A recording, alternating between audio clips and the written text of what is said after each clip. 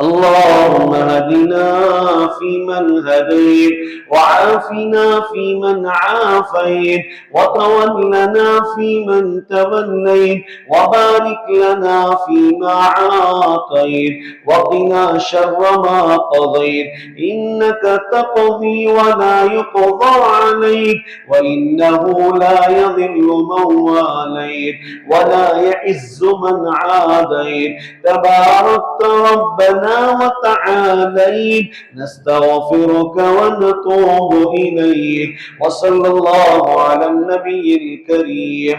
اللهم احفظنا واحفظ جميع المسلمين من كل الآفات. اللهم احفظنا واحفظ جميع المسلمين من كل البليات.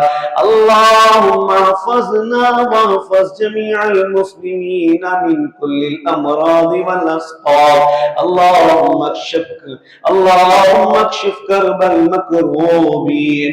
اللهم فرج هم المهمومين. اللهم ارحمنا وارحم عبادك المؤمنين من كل مكان. اللهم اغفر لنا وللمؤمنين والمؤمنات والمسلمين والمسلمات. اللهم ألف بين قلوبنا وأصلح ذات بيننا، وانصرنا على عدوك وعدونا. اللهم انصر الإسلام والمسلمين. اللهم أعز الإسلام والمسلمين. اللهم لعن الكفرة الذين يصدون عن سبيلك ويكذبون رسلك ويقاتلون أولياءك.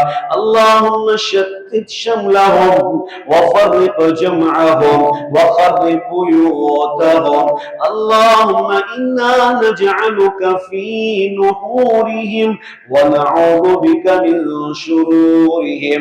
اللهم خالف بين كلمتهم وزلزل أقدامهم وأنزل بهم بأسك الذي لا ترده عن القوم المجرمين.